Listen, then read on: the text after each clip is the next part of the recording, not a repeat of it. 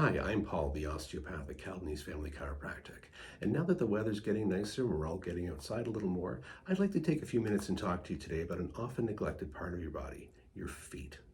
Now, I treat a lot of foot issues in the clinic, but I would say by far the two most common things we'll see are people with flat feet and people with high arches. Neither of these are bad things on their own. Our body needs to be able to get into both of these positions. When we're walking or standing still, we actually want to have a nice flat foot because that gives us balance and stability on the ground. When we're running or moving quickly, having a good fixed high arch actually is much more efficient to transfer force and help us propel us along the ground. What happens is we get stuck in these positions, and that will become a little more of a clinical issue. We're talking about flat feet themselves. For the vast majority of people, we're really talking about weak feet. The muscles in the arch of our foot have just gotten weak and atrophied over the years and are just not able to support our weight anymore. The most common cause for that is actually our shoes. Most shoes do tend to have a bit of a supportive arch built into them already anyway. But because of that supportive arch, these muscles aren't having to do that work. They're relying on the shoe to create that arch for us. So the muscles get weak as a result. And as the foot gets flatter, we get better supportive shoes that do more of the work, which causes the muscles to get even weaker. It gets to be a bit of a vicious cycle. High arches, on the other hand, also can be attributed to footwear, most commonly high heels.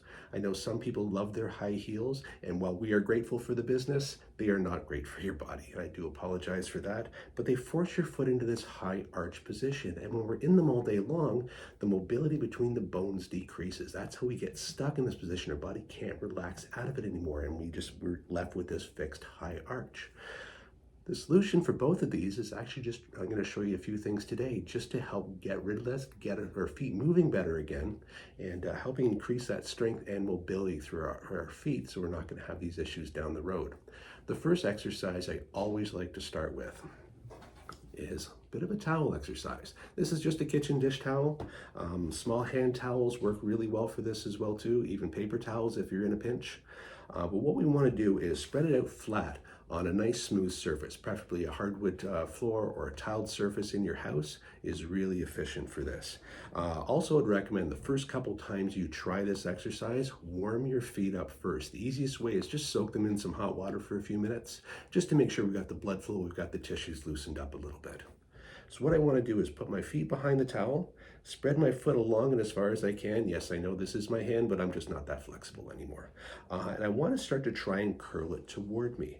Now, I don't just want to use my toes to curl. I want to try and make a full fist with my foot as much as I can. And then I can spread out, try and grab again, and try and pull as much of the towel in toward me as I'm able to do.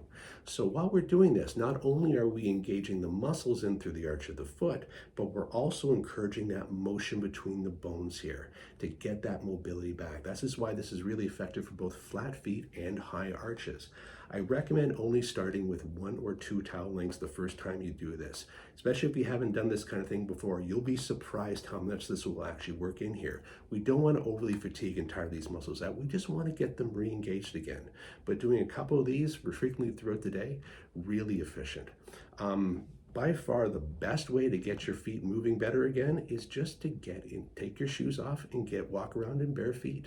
Ideally in the house, if you've got some nice carpet, working on the harder surfaces, if you've got a lot of tile or a lot of hardwood, take some time to build your arch up before you're doing a lot of barefoot on the harder surfaces. But if you've got nice deep carpet, or ideally just when the weather's great, get outside. Walking barefoot in the grass, not only is it good for your feet, it feels great, provided the kids have cleaned up all the dog mess in the yard first. But just allowing your toes to engage in the grass, nice soft dirt in there, this is what our feet are really designed to do. We're not designed to be in shoes all day long. Now, I know a lot of us, especially if we're working in their office jobs, it's tough to be in the office and no one has their shoes off in the office. You kind of get a little frowned upon for that. But things that you can do yourself just to help when you're stuck at your desk all day long and you're not able to get outside and get moving around more, is under your desk, leave some toys under there for your feet. Take your shoes off. You can do all these stuff through socks, but drop some pens or pencils on the ground.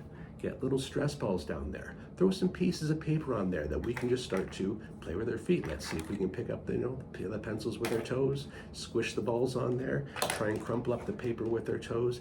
Anything we can do to get that mobility back is really what's going to help maintain your feet long term going forward.